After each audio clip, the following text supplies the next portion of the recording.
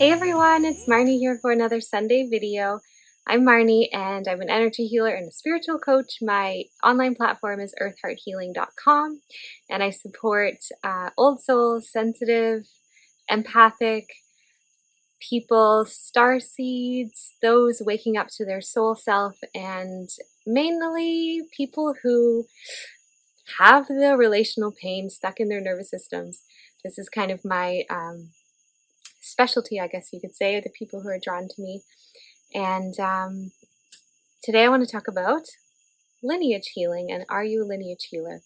So most likely, if you clicked on this video, you are a lineage healer. Congratulations. And I just want to talk about some of the tendencies, some of the focus points, some of the pitfalls that come along with being a lineage healer, the purpose of it, and how to navigate the work that you are required to do. So lineage healers usually take on energetically as a soul contract before you incarnate a bulk of family pain to be able to see it and heal it. And myself, if you've watched any of my previous videos, I just went through a breakup and a big trauma exploded, and it's something that I'm very aware of in myself. Well, I had forgotten about it, but when it came through, I was like, this is familiar. This is something that's happened before at the end of relationships. This time I hoped I could work through it with the person. I was like, maybe we're both aware enough to get through to the other side, but who knows? I'm kind of leaving it in the unknown right now. I guess I've experienced a breakup, and I guess I have. So it brought forward like a lot of that lineage pain stuff, and how to start. I feel like there's a point in our healing process where we have to release the pain fully and completely.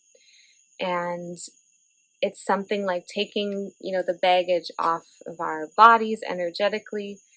But that's the final stage, and maybe in the future I'll speak about that when I get through to the other side of that.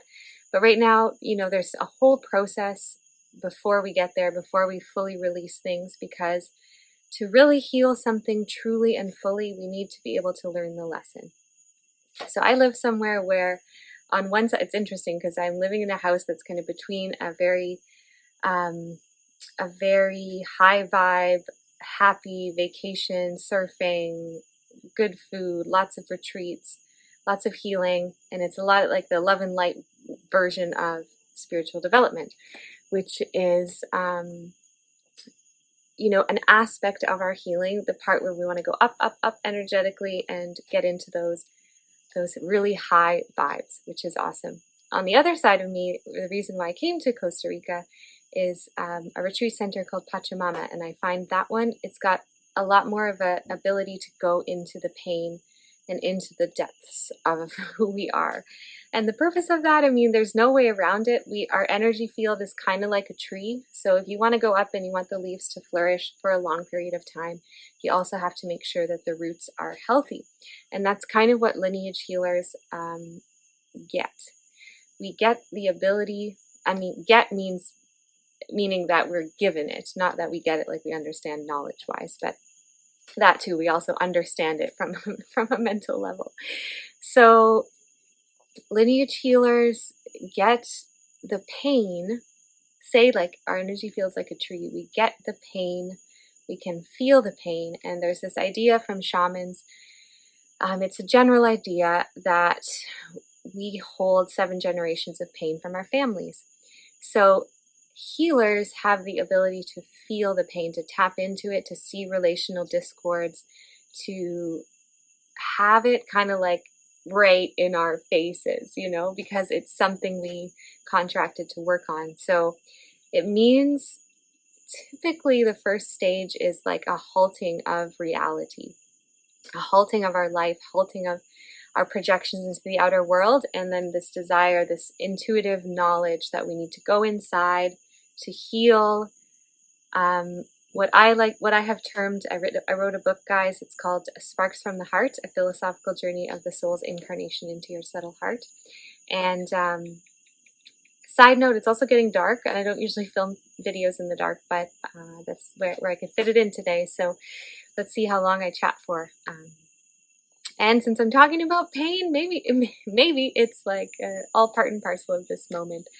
So, we can see the pain, we can feel the pain, and we have to stop our lives. This like tendency to just project outwards, and most people live in that way. And we're given this awakening moment where now we have to start going into our energy field to heal things. Our pains are going to be located in our solar plexus, our sacral chakra, and our root chakra. And that's because that's where we hold most of our human conditioning. It's the part of us that develops in early childhood first. So our nervous system and our meridian lines and our etheric body is what it's called from Barbara Brennan's terminology. It's the first level of our energy field. It's the part of us that's connected into the physical body the most, and our like acupressure points and meridian lines correspond to that layer of the field. The second layer is our emotional, first aspect of our emotional body. It's like our rote patterning and how we relate to others from an unconscious level. And it's given to us in childhood. We come in as a blank slate in our energy field. The first 3 layers grow until we're about 7 or 8 or 9 or 10. I'd have to look it up in the book, but the emotional layer grows when we're kind of in kindergarten level. And then we move into our mental body, and it's like our earth-based mind and the part of us that relates to earth life reality. We also have a higher mind that that would be more connected to like higher wisdom, higher knowledge, our intuition, and this kind of stuff. But the pain doesn't usually come from those levels. Those levels are given to us as a gift to bring in and to know what it might feel like if we didn't have trauma. If we didn't have trauma in our nervous system. And before we wake up, our auric field is kind of like, it's like a popcorn that hasn't popped yet. So we just don't know, we don't sense, we don't feel into that stuff. And then when it pops, poop, we can start to feel it. So it's like at that level, our lives kind of stop. Maybe there's a big trauma, maybe there's a heartbreak, when hearts crack open, that's when the light can come through or get in both ways. And our soul self is actually really deeply connected and kind of sits in our heart. That's one philosophy, and that's the one that, my business is called Earth Heart Healing. So, that's my generally where I like to go with it. So, when that opens up, we get all this new knowledge that comes in, and we can feel things and see things. And maybe it's really disorienting because you want to say, hey, like best friends, mom and dad, husband, sister, brother, people on the news, even like authority figures. Why is no one talking about this stuff? And there's a reason for that. It's a changing of the ages, and a lot of people who are old souls, meaning we have a bigger light quotient of energy in our soul self. We have the ability to wake up in the human body. So that's an evolution too. That's a progression of lifetimes and lifetimes. And on the earth, we're going through like moving into this new evolution of consciousness. And there's a big shift in this decade from 2020 to 2030 to move through that. And guys, it's really getting dark, so it's going to be interesting. I'm going to turn the light on actually and see what happens. All right, turn the light on. It's a little better. We're in the dark today, guys. It's a new way. Oh, funny. Okay, so then maybe you start reading books. Maybe you get really interested in spiritual development. Maybe there's like all these aha moments, and maybe there's some anger. For me, I had a lot of anger towards religion. I grew up Catholic, and I was like, why didn't they tell me about the Gnostic aspect, the going into the body? It's all about like Jesus and kind of actionable steps in the outside world, but there's not a lot of information given to us about our physical nature and kind of all the sophistication and also beauty and grace and like extreme goodness that comes with being a natural human. So maybe there's moments like that, and you find your answers, your guides kind of come in strong at the beginning. doesn't stay like that forever. Eventually you have to kind of step into your own empowerment and your own adult nature, and they kind of move away and kind of watch you from afar, because earth life reality, that's another big, like, I guess, pitfall or like movement where people don't always go into that level. But kudos to you if you're like called to do that, to come back down into earth and to really live the earth life in a spiritual way and to take actionable steps in the world. So that's the first stage. And then the second, and then, you know, then you might move into like finding modalities that work for your healing. And a lot of what, like, an overview of this idea of what healing is like these, so we're small popcorn kernels that haven't popped like humanity is, and we don't feel all the trauma that is there. I call it the trauma-based matrix because there's a reason for that. From the highest echelons of the world, to keep us kind of small and asleep, we need to be traumatized. But that is, yeah, for other videos, and I'm not yet sure if I'm going to go into all that stuff, even though I have so much kind of knowledge around it. There is a small excerpt in my book about that stuff. It's like secret societies and aliens and contracts and government systems and schooling, and there's all these structures that have been built in the world to, from the highest level. Well, no, the highest level is light and goodness and the goodness of God. But then kind of like the previous highest level of the pyramid on earth was kind of built in a way to keep us in a smaller state of consciousness. But that is changing for you who's watching this video. So then you might go into modalities that help you heal. Maybe your life has to start coming apart. That is the scary moment, because our subconscious has created the reality that we are living, because we create our own realities. Humans, with our thoughts, actions, and emotions, hopefully we get to a point where our intuitive guidance and our higher wisdom can guide those processes of creation. But our subconscious thoughts, actions, and emotions are creating our life where it is now, if we're just at the cusp of waking up. And so often things have to come apart on the outside as they come apart on the inside, right? Because the inside and the outside are reflections of each other vibrationally. So then you have to start being courageous and become the warrior, and start to listen to your guidance from your heart, from your spirit guides, from whatever. I like to say, it's like when people say, what do I do? Well, whatever is right in front of you in your life to work with, that is your next step for healing. Whatever is there, fully embracing it, fully feeling it, fully acknowledging the dysfunction. Usually you wouldn't be doing healing work if your life's flowing and you're creating and you're really in the expansion. So we have contractions and expansions in our evolution as spirits, the involution and evolution of the soul. And as we do that, it's that tree metaphor. We're growing our central channel, and we're growing our ability to be in the light, and we're growing our ability to be in the dark.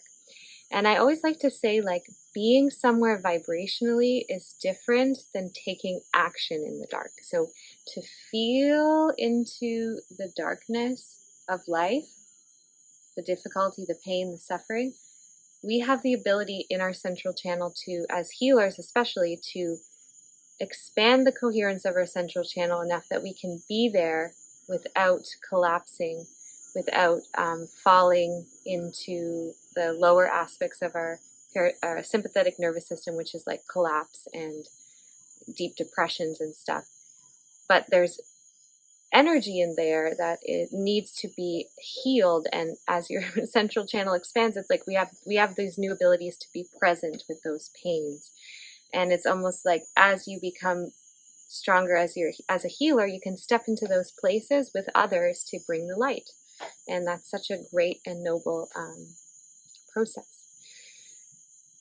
And as we're doing that in ourselves, the pains and sufferings from our lineage will come up. So I don't know how to explain this other than to give examples from my own life.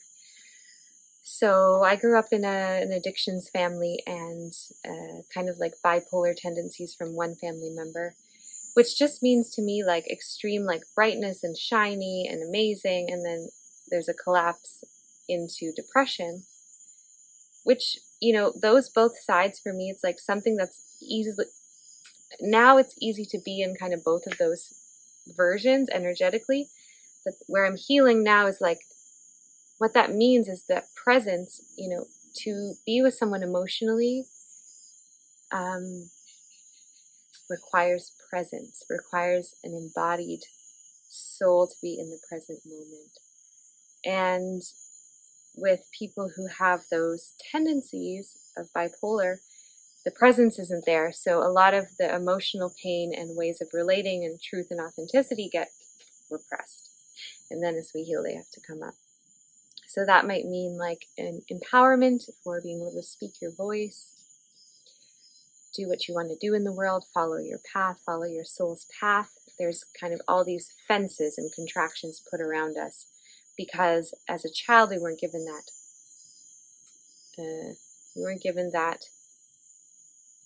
That grace or that space from our family, and it's all unconscious. So blaming and shaming and projecting the pain is also a process to bring that back into ourselves and just to feel it and to really let it be felt from the heart space, which is kind of the core of healing vibrationally.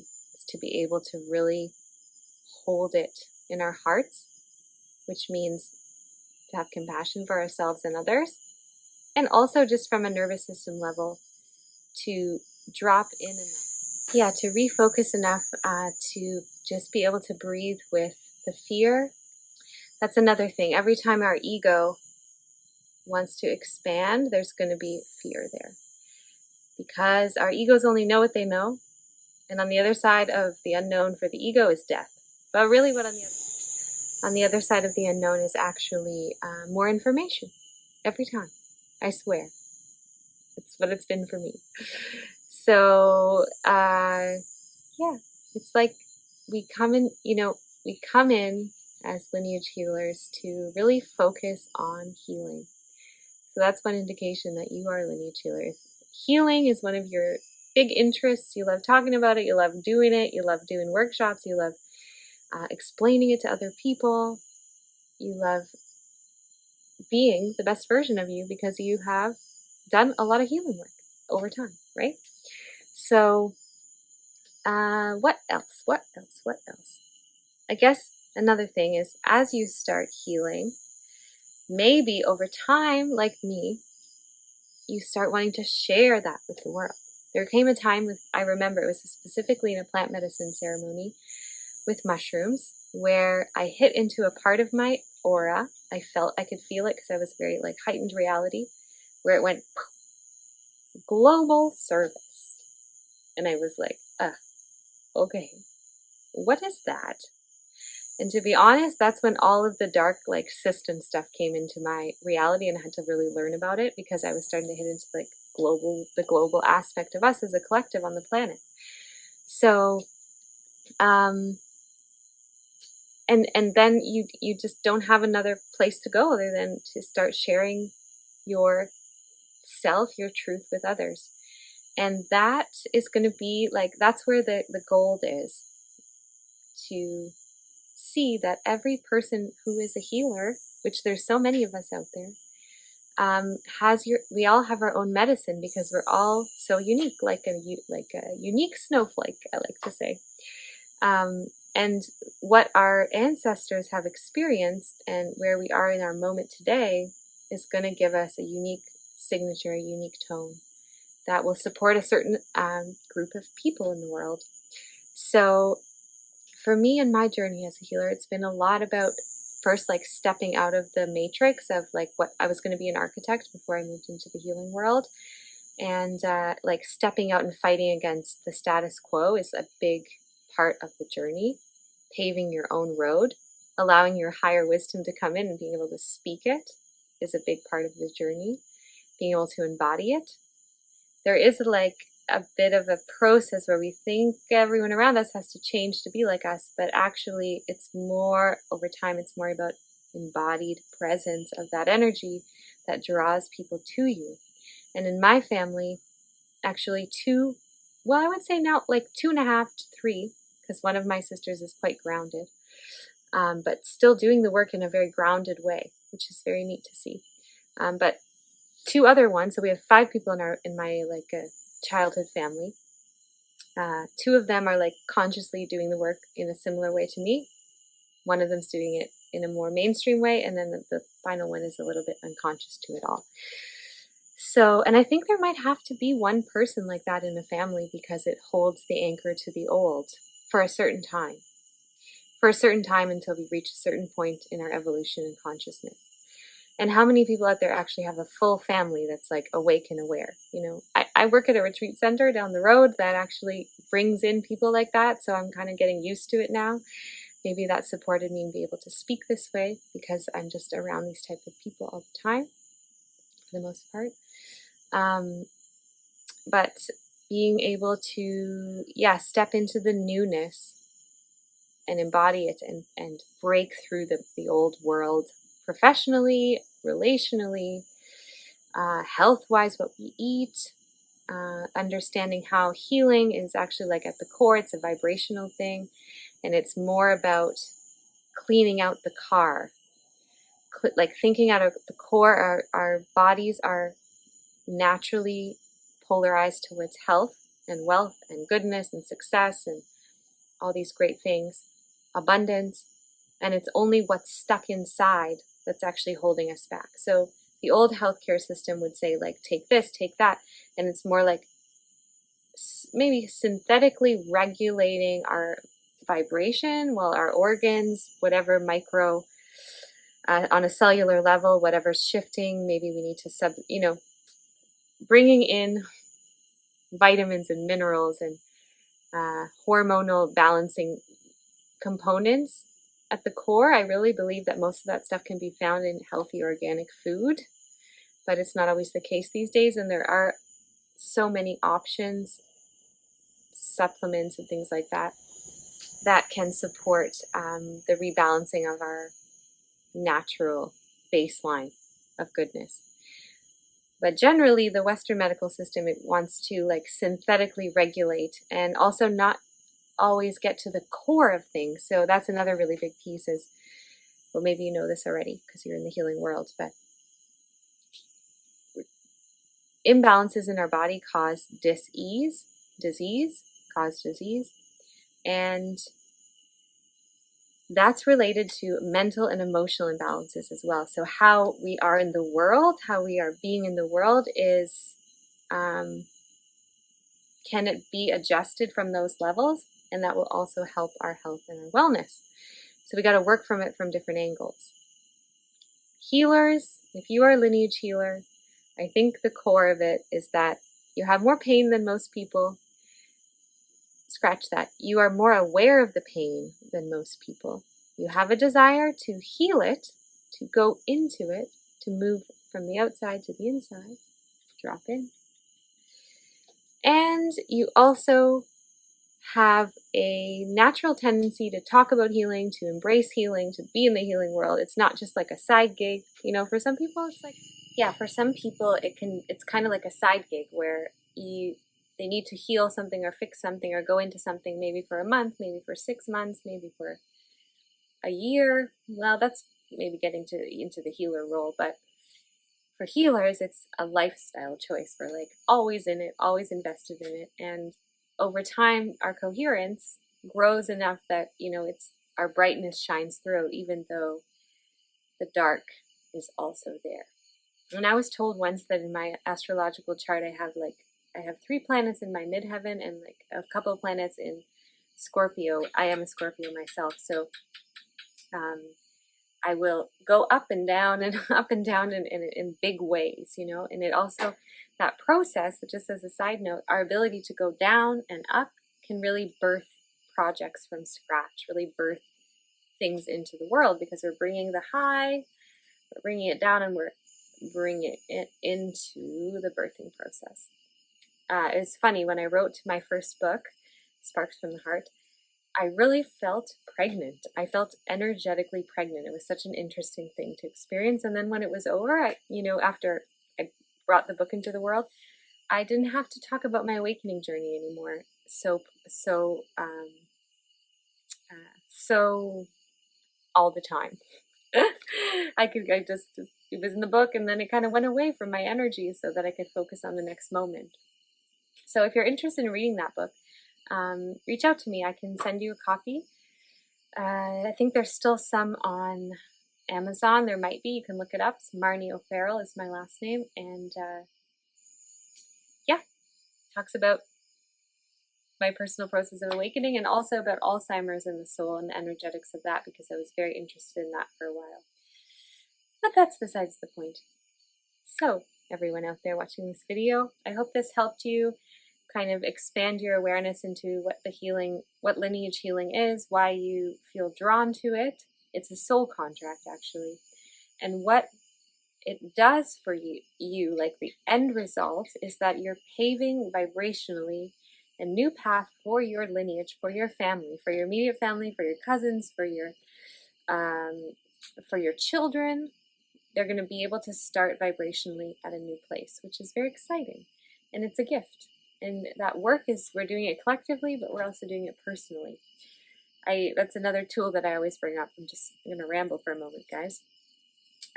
When we're feeling the pain, we have to take it really personal, to work with it, to own it, to be in the physical world with it. And at the same time, we can zoom out and realize, hey, this is a collective pain.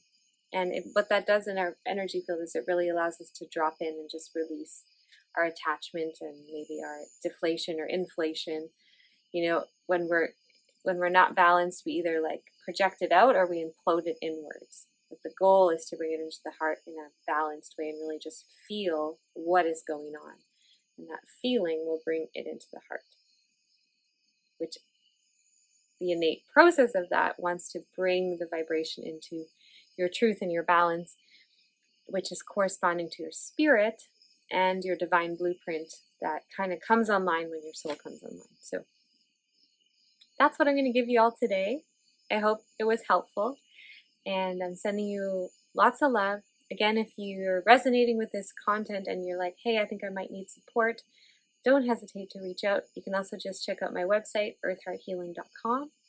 And I have a sale going on for March, big percentage off, just one-time sessions, and 3 and 5 session packages. I think they are 40% off right now. And you can use those in March and April. So don't hesitate to just get on that and really get a big discount and start to catalyze your healing journey over here with me at Earth Heart Healing. So I'm sending you love again, wishing you a wonderful week, and I'll see you next week. Bye, guys.